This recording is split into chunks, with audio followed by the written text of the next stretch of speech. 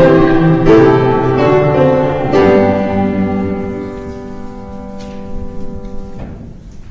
our next song prior to the service is, let's see, it is "O Come All Ye Faithful," number 946. "O Come All Ye Faithful."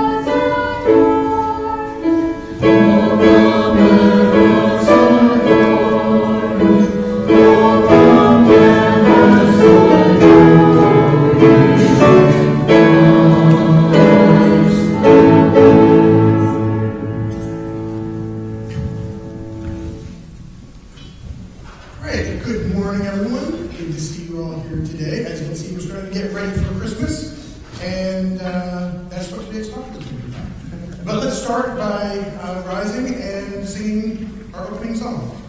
Our opening song is number 949. "Hark the Herald Angels Sing." 949.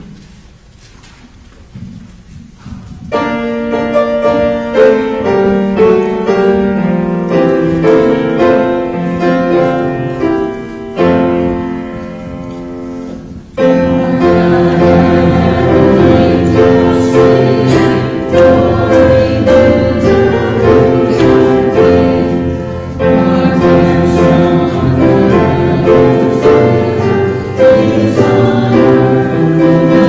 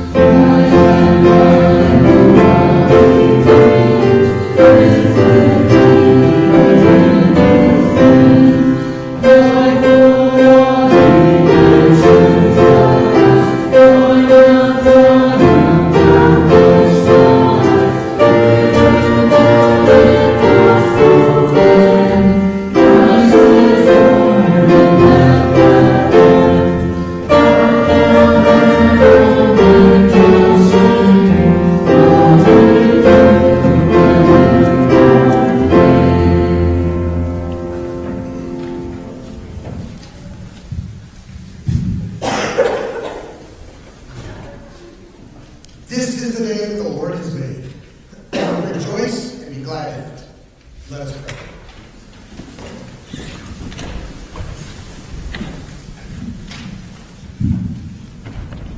Lord, this morning, we pray that you make this a good Christmas season for everyone here, and that you help each person in this room to be an angel of Christmas to people around them.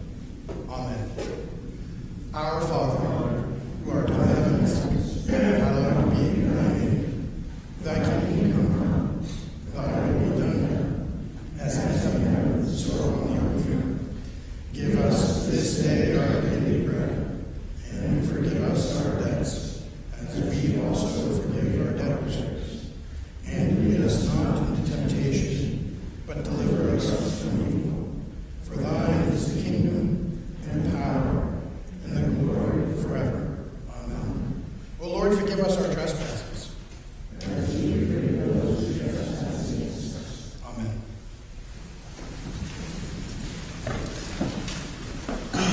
So for recitation today, we're going to say together a prophecy from Isaiah about John the Baptist. The voice of the one crying in the wilderness, prepare the way of the Lord. Make straight in the desert a highway for our God. Every valley shall be exalted, and every mountain and hill shall be made low.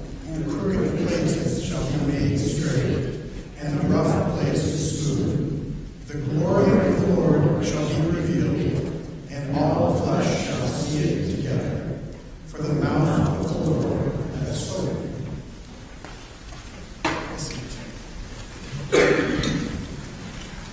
So it's December. We've got some lights up here already. Who here's got lights up at their house already? Good job. I was going to do it last week, and I thought, oh no, I'll do it next weekend.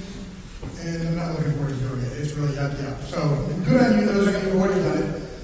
What other kinds of things do we do to get ready for Christmas?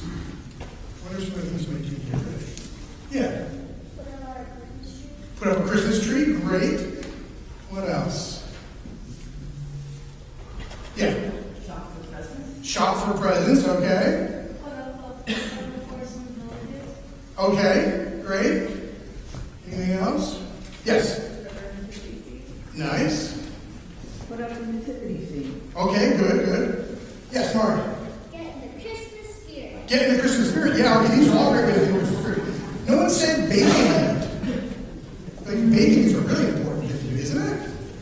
Yeah, this is my house. So, those are all great ways of getting physically ready for Christmas. One of the things we're going to talk about today is how to get ready for Christmas spiritually and in our hearts. Yes, Mark. Yes, that's right. So you're already lifting it up to that level. Thank you, Mark. But before we jump to that level, just another follow-up question on the physical getting ready. Okay, so there's decorating, and there's some cooking, and there's setting up of like nativity scenes and a tree, stuff like that. Somebody said shopping for presents. Who here has a Christmas wish list? Some people do. Who here would rather just like be surprised and not have a wish list? Okay, there's some people like that here too. So, and I see some people like putting their hand up for both. What if the Lord had a Christmas wish list? Like if you go on Amazon, you type in the Lord's email address. There are a bunch of things on His list. Okay, now here's the thing. First of all, what the Lord wants probably isn't on Amazon. But let's say Amazon's even more amazing than it used to be. What would you see on the Lord's wish list? Yes? That we would pray more often. We would pray more often, yeah. I think that's probably on his list. Yes? Friendship. Love your neighbor. Love your neighbor, absolutely. Peace. Peace. Please stop insulting each other. Stop insulting each other again. Good. The Lord does have a wish list. There are things that He wants from us. Okay, so that's just a sort of like prime mental pump. After the kids go to the kids program, the adults are going to hear a lot of detail on exactly what the Lord's wish list is. So kids, you have permission to quiz your parents, grandparents, adults in your life to find out if they were listening, there should be 6 things that they mention, all right? You guys got that? After church, you ask the adults in your household, what are the 6 things the Lord wants? Let's see if they can remember, all right? So, we're going to read a story that is about getting ready for Christmas, sort of. So this is the story about when Mary visited her cousin Elizabeth. Now, Mary was the mother of the Lord. She was very, very young when she began expecting. And her cousin Elizabeth was very, very old. In fact, way past when you would expect someone to be having children. And Mary had just found out that she was expecting. And she goes and she visits Elizabeth, who's just beginning her 3rd trimester. That means she had been pregnant for about 6 months. So here's how it goes. In those days, Mary arose and went with haste into the hill country, to a town in Judah. And she entered the house of Zechariah and greeted Elizabeth. And when Elizabeth heard the greeting of Mary, the baby leapt in her womb. Has anyone ever felt a baby kicking inside a mom? Yeah, it's a pretty sort of surprising thing the first time you witness that. You realize, well, there's a person in there. So this is what happens. As soon as Elizabeth hears her cousin's voice, maybe she was like greeting a servant at the door or something, she hears her voice, and suddenly the baby in her womb, it says it didn't just jump, but he jumped for joy. And Elizabeth was filled with the Holy Spirit. And she exclaimed with a loud cry, "Blessed are you among women, and blessed is the fruit of your womb." Now here's the thing, Elizabeth didn't even know that Mary was pregnant. So suddenly, the Lord is giving her a message. Blessed are you among women, and blessed is the fruit of your womb, meaning the baby you're going to have. And why is this granted to me, that the mother of my Lord should come to me? For behold, when the sound of your greeting came to my ears, the baby in my womb leapt for joy. And blessed is she who believed that there would be a fulfillment of what was spoken to her from the Lord. So I want you to picture this scene. Mary is a very, very young woman. And Elizabeth is a pretty elderly woman. So there's a contrast right there. Elizabeth is old enough to be Mary's mother, or potentially even grandmother, depending upon when people were born. When Mary comes in, she's pregnant, and Elizabeth is pregnant. And the baby that Elizabeth is going to have reacts to the baby that Mary is going to have. This is not normal. This is not how babies usually work. Do you know who Elizabeth's son is? John the Baptist. And when he is born, he grows up, and he becomes the main prophet that goes before the Lord shows up to get people ready for the Lord. And Mary's baby would be the Lord.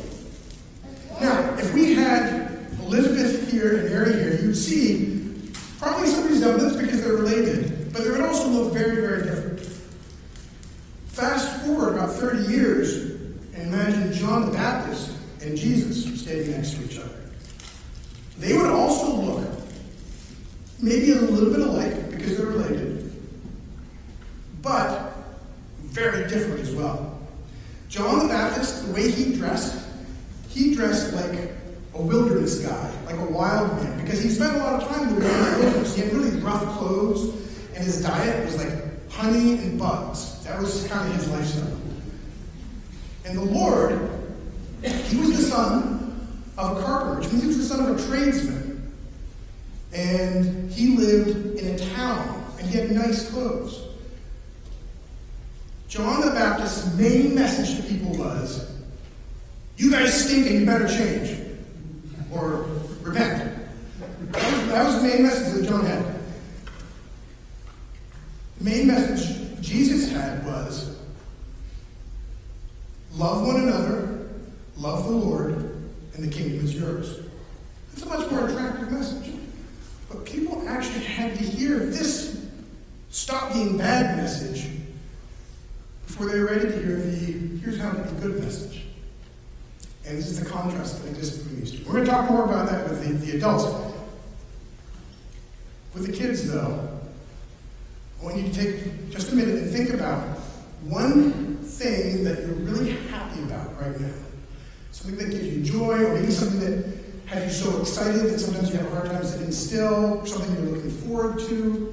It could be a present that maybe you know you're going to give something that they're going to love, or something that you love to do every year. Okay, you have something like that in your mind? Give me your example. Excited for my advent calendar. Advent calendar, yeah. Do you fight over gifts to do what in your household? Excellent, good. Excellent, that's the way about it. Who else here has something that they're happy or excited about? Where you guys are supposed to be? Oh, yes. What's that? I am excited because I got my new leather jacket. Nice. Do you have something you're excited about too? I'm excited because I got watch. Okay, great. Any adults here excited about anything? Are we too old and mature to be excited? What are you excited about? I'm excited that it's my sister's birthday today. Nice! That is exciting. I'm excited my son gets to come home for Christmas. That's awesome. I'm very happy to hear that. I'm excited that we're back in our real house. I bet. Yeah. Okay. I want everyone to stand up. We don't do enough jumping around in church. We're going to jump for joy. And if you need to just do a little jump because you're feeling a little tired, so that's okay. If you're able to do a big jump, just be careful to not whack anyone nearby. All right? When you think about some of the happy things that people have mentioned, think about something else that you're looking forward to in life. Count of 3. We're going to jump. And I just want you to shout. I don't care what you shout. Okay, as long as it's not, like, bad. All right? Okay, ready? 1, 2, 3. Yeah! Excellent. Okay. Have a seat, guys. So now you, like John, get to jump for joy. All right, so with that, we're going to cut it off here and let the kids go after the next song. But I want you to quiz your adults on 2 things now. What are the 6 things on the Lord's wish list? And what else do they learn about John the Baptist in the Lord? All right? So let's have our next song. Our next song is number 968. O Come, O Come, Emmanuel. 968. Thank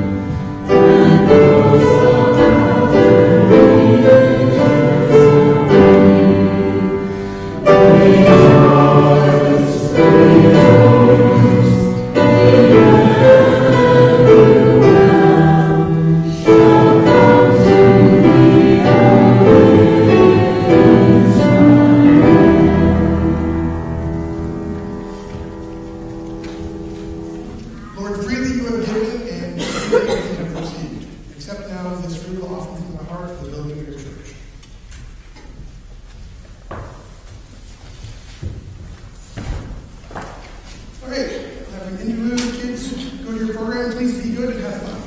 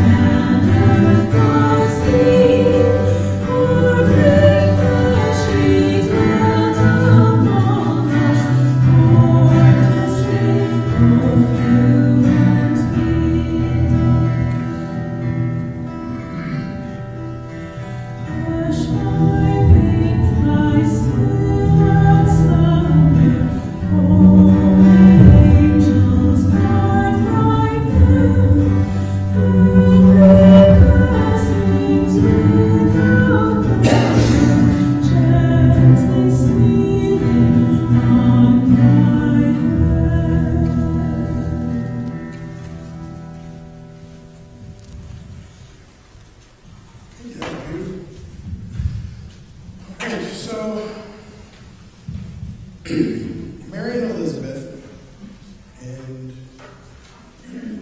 Jesus and John. The comparison of the Lord with John the Baptist is actually in some ways, it's like an index into a whole series of interesting insights that you can get that occur throughout the entire Word. We're not going to go through all of them, but just to highlight some of them, when we look at John's message, his outer appearance, his behavior, and compare that to that of the Lord's, one of the things we're seeing is how we generally perceive the literal stories of the Word versus their deeper meaning.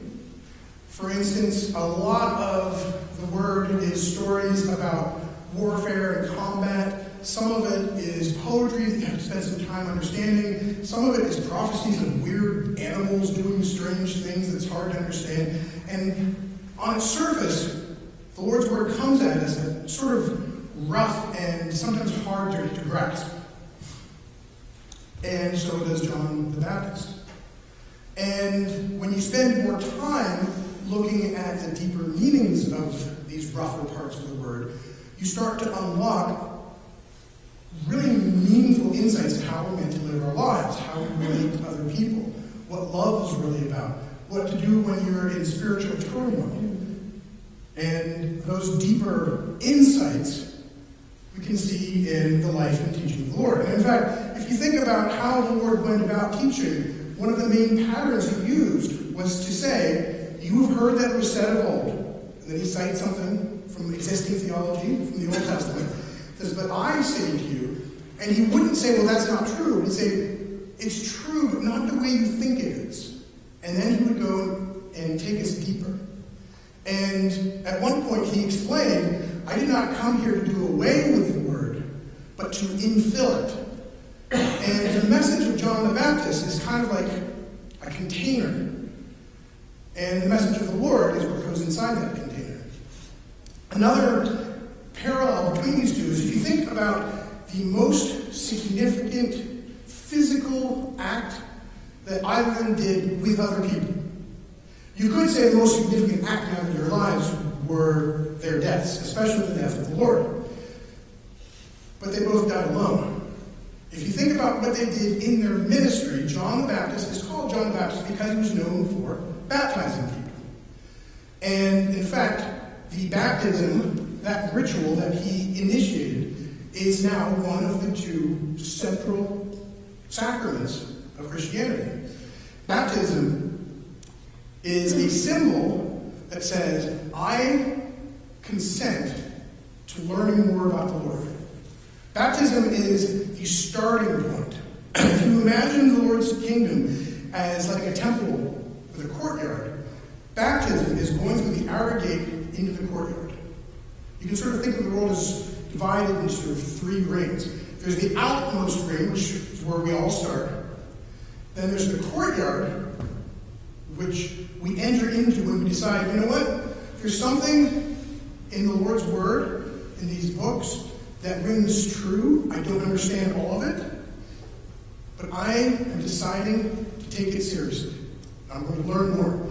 That moves you into the courtyard.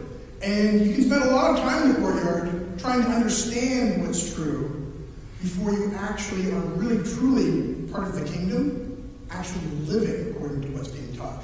And that's leaving the courtyard and going in the door into the building. So, baptism is that first gateway into the courtyard.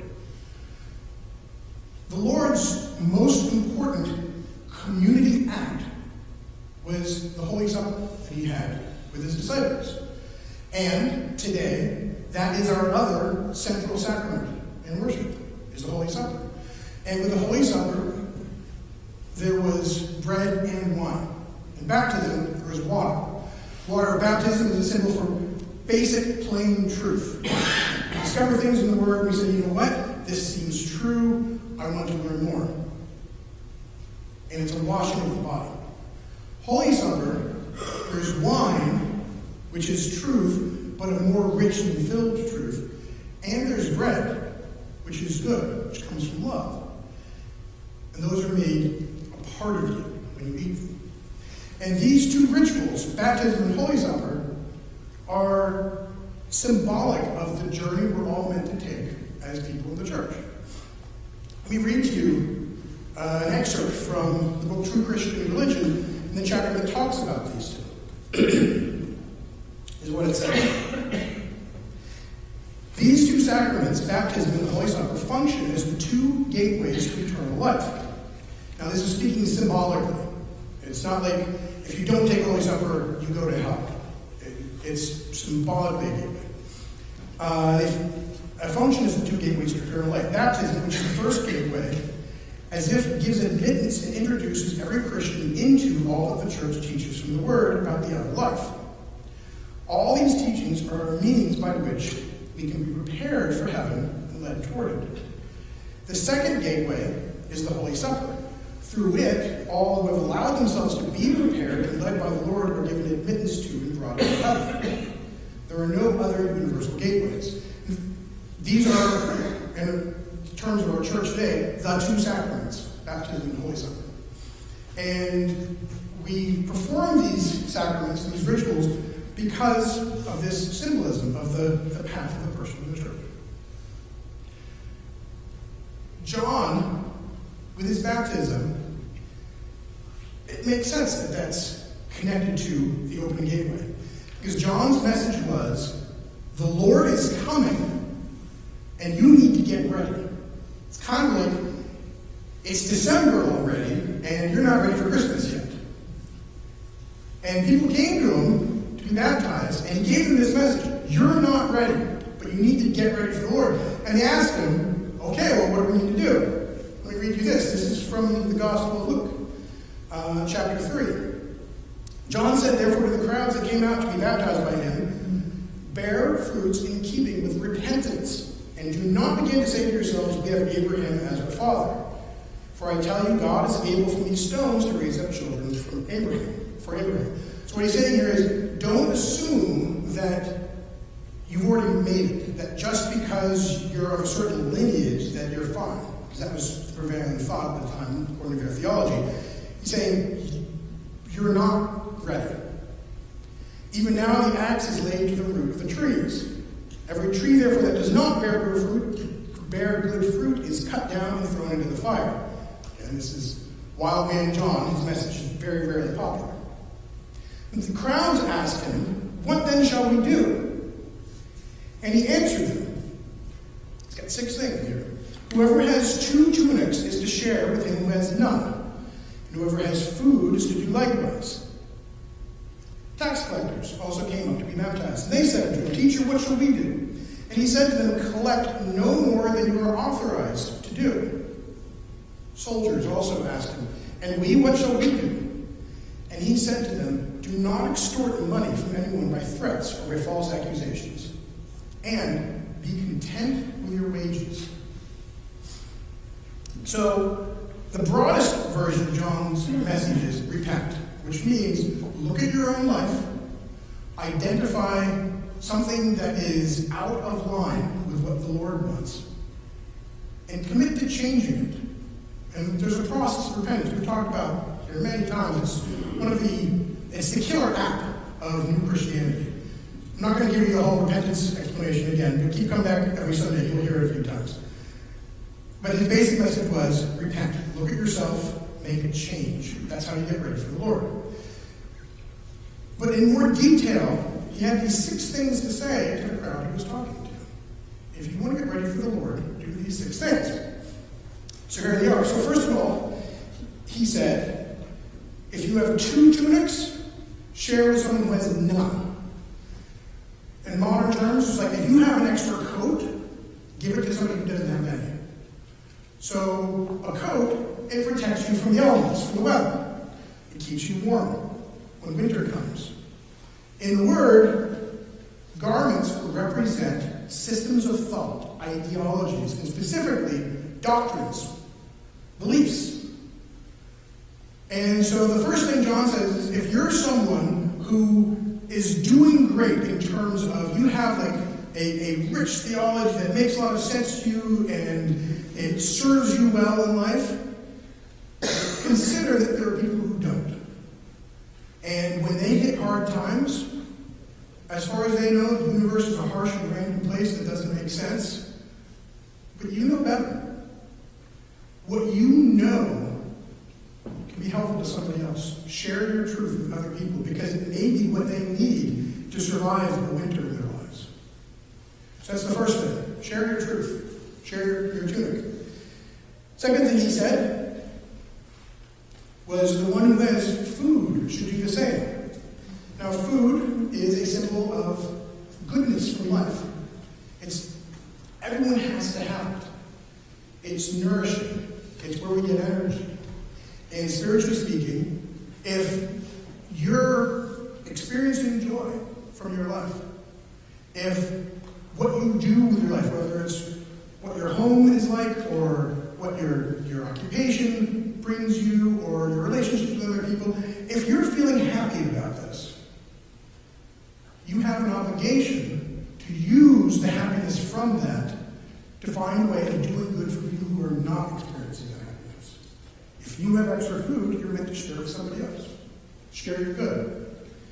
Third thing he said was to the tax collectors, don't collect any more than you are required to. So the way the tax collection system worked was you had a tax collection license for your tax collector, and you were told by your government, you have to collect this much money from your neighborhood. If you collect more, you get to keep the extra, and that's your pay. And here you were saying, don't take extra. Now, everything that has to do with money in the Word is in some way or another having to do with our intellectual riches. It's not 100% clear. I wish I could give you like 6 bullet points exactly what the internal sense of this is. But my best read of this, having spent some time sort of comparing passages, is that here we're being told that it's important to recognize that the things that we have coming to us are not really our own. In other words, this is a call for humility. To recognize that if you're a really smart person, well, you can't take credit for that. If you know a lot of things, well, okay, you may have studied to know those things, but you didn't invent those truths.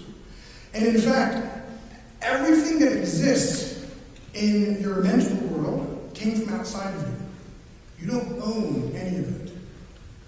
And therefore, don't feel super high and mighty and special for the things that you have, but rather humbly acknowledge that if it's true and if it's good, it's from the Lord, it's not from you. So collect no more than you are commanded. He then said to the soldiers to not intimidate, to not bully people, essentially. And here he's essentially saying, and again this focuses on how we use truth, don't use truth to push other people around. When you're engaged in a conversation about, well, what should we do? Or what's really going on? Or what's right?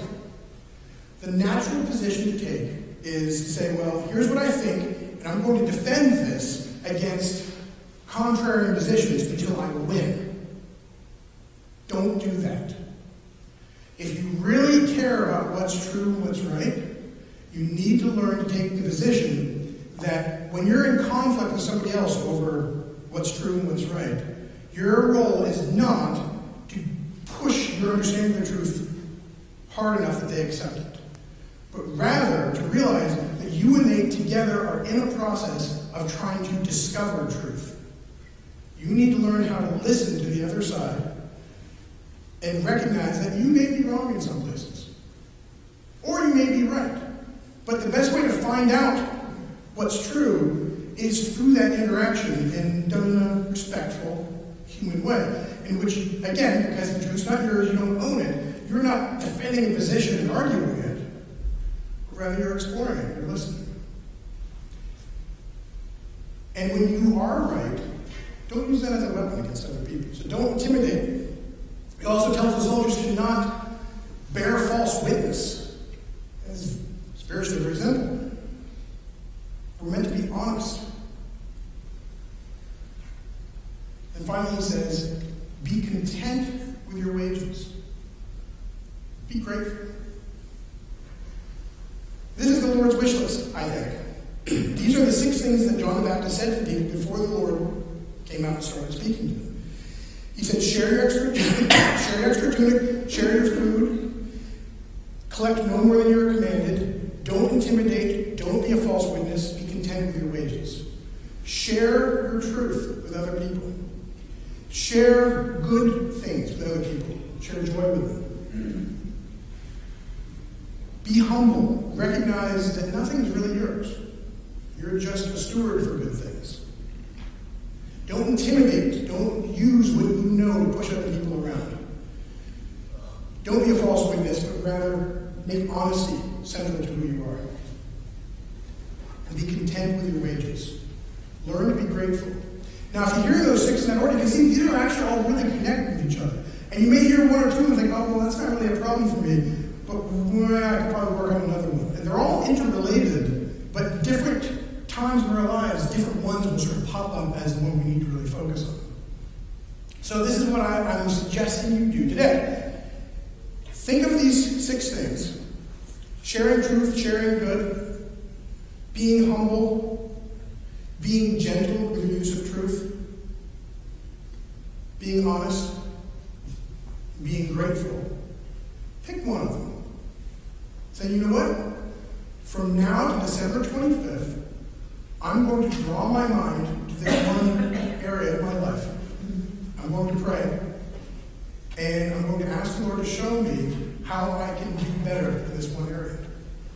And make that as much a part of your Christmas preparation as the shopping, the baking, and all these other things. And see what happens.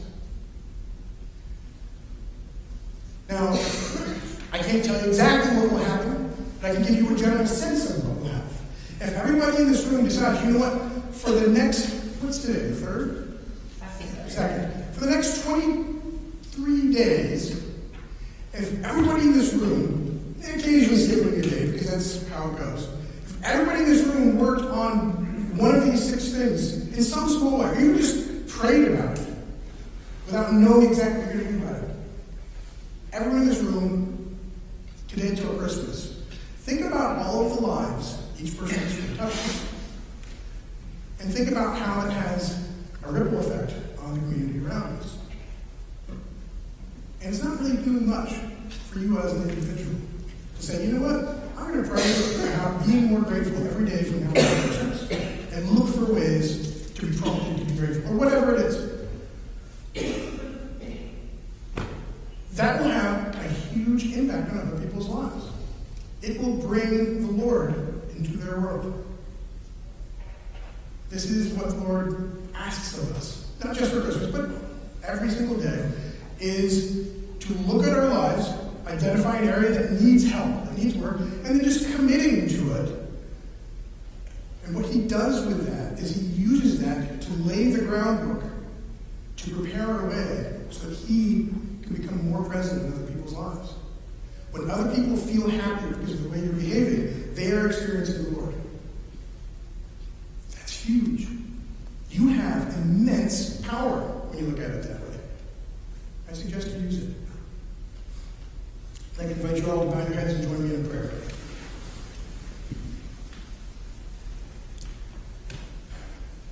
Lord, I know that there are a lot of people out there who are lacking in spiritual tunics and spiritual food, who need some of what we have, who can benefit from us becoming better people. Please help us all individually and as a community to bring you more and more into other people's lives. Hear the silent prayers of each of our hearts.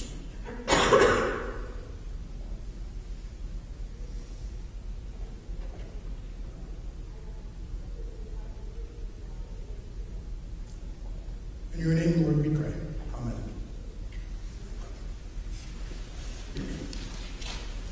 If you'll rise, we will sing our next hymn, and that is number 958, Blessed Night.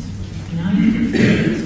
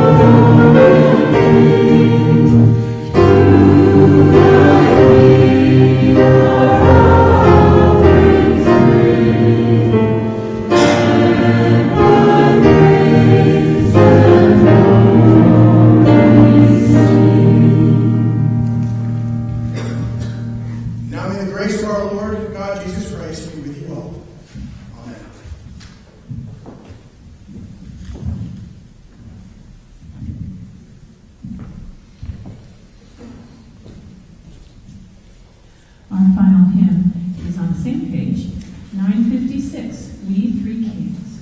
956.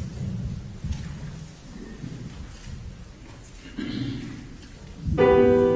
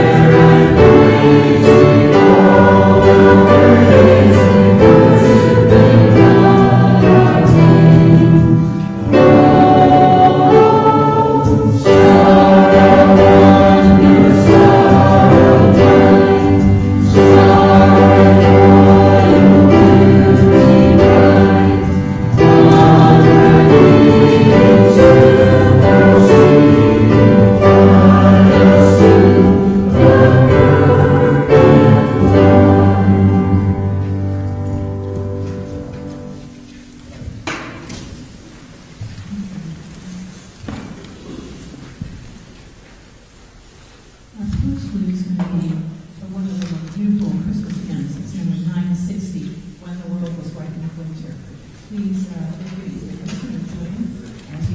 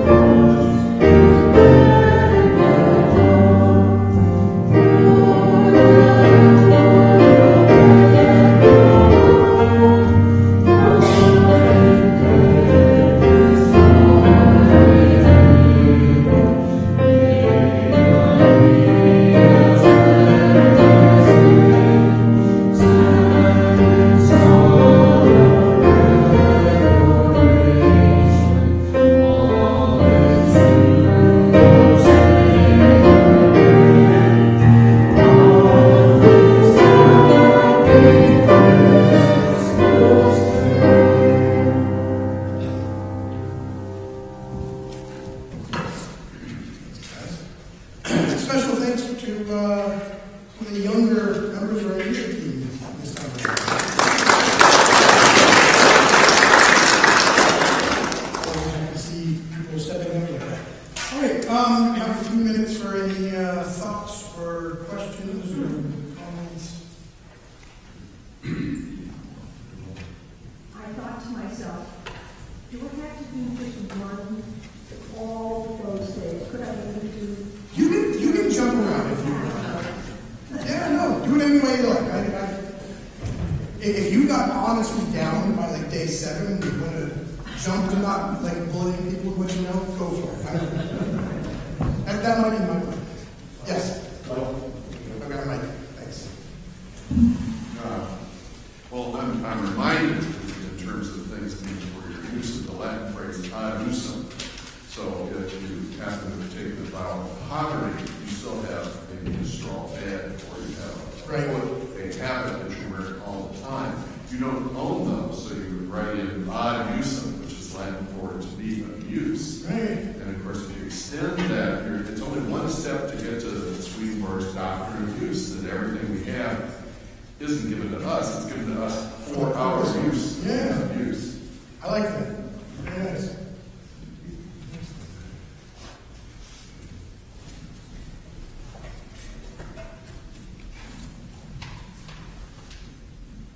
So this is more of a question. So John the Baptist sounded like he was baptizing adults, not children. Mm-hmm. Because there's a decision-making process in these people going to get baptized, which is I want to invite the Lord into my life. Right. But today we baptize babies with Well, you have parents. Well, I mean, but for the most part, Right. unless they've come into a specific church, yes, as an adult. And the parents represent the raising of that child to in the faith that they see. So, Yes. are we doing it right? Excellent question. This is, as far as I know, the only piece of doctrine that Swedenborg and John Calvin agreed on that a lot of other people disagreed on, and that is baptizing children. So, if you think about it, baptism is not a commitment as much as it is a consent. Baptism is a little bit so let me explain it this way. When an adult becomes baptized, and we still do baptize adults, the adult is saying, I'm ready to learn. Baptism is not, I've crossed the finish line, I'm in the church, so much as I'm starting a journey. When adults baptize a child, they are consenting on behalf of the child. And in fact, because the adults are responsible for the teaching of that child, they're the ones who are going to instruct them in the things of the Word. And so, I've got a whole chapter you can read on this if you want to get really deep into it. But the basic idea is, baptism is the beginning of instruction. And as adults, we are in fact charged with being responsible for kids for that until they become adults. So it makes total sense for parents to baptize their children, or for adults who decide to be baptized as adults to be baptized. Because in both cases, it's just the beginning of an instructional process. It would be different if we were instituting the Holy Supper with babies. I mean, obviously it wouldn't work for a bunch of canonical reasons, but Holy Supper is, okay, the period of instruction has brought me to this point, and now I'm deciding, I'm going to live my life this way. Baptism is not committing for the child they're going to live a certain way, just they're going to learn stuff, and, that's what parents do for kids. Does that make sense? Good. Yes? Oh, is this a follow-up to this, or? This is a follow-up. Okay, really quick. Many years ago, I asked Eric Carswell a similar question, and he explained, well, that is somewhat a function of confirmation in the new church, is that then you're confirming your own infant baptism. Yeah, now, and confirmation is not on the same level as Holy Supper and baptism, but yes, that is why the ritual of confirmation was created. So as an adult, you can say, yes, I'm basically saying, I agree with the decision my parents made when they baptized me. Yeah, okay. So this might be a question for you or for Mike Kruger. But there's, these 6 things that you're going to have our kids test us on. An acronym here would be useful. So I was counting on Mike and/or you to have come up with an acronym. Or that's my challenge for you for next week is to produce an acronym. An acronym. Okay. Thank you. Maybe that's why Rick Warren has 16,000 people in his church. He's really good with acronyms. I don't have an acronym for you, but I can tell you if you go to Luke chapter 3, that's where it all is. And if you just want to underline a word in each of those and carry that around with you when your kids hit you with these questions, you have a cheat sheet. Mike, you have a week. Actually, during church, I was actually trying to... You're supposed to be listening to the sermon, Mike. I should have preached longer, give me more time. Okay, anything else? No, all right. So for announcements, first of all, is there anyone here who is celebrating a December anniversary? Yeah, we're the same, because it was 3 weddings and 3 weekends, and so Wow. 43, right? Yeah, so that was 21 and a half. The chins also are... Chins were, I don't know which one was which. I was the 20th. When which was mine? 27. Okay, so then the chins were the week before 13. Well, happy anniversary, Paul. Thank you. Now, there's a ton of Christmas stuff here. I encourage you to read it. Oh, yes. I do want to say, I want to really encourage people. Who here likes singing Christmas carols? I love singing Christmas carols. This is Christmas week. We have an incredible choir, and we love it. We've only had one practice, so you wouldn't be missing much. So please, if you love singing Christmas carols, please come. And if you like singing, way to be useful, back in today's service, is this year we're going to do something a little different. We're going to get as many people as we can gathered on Sunday the 23rd between 3 and 5 p.m.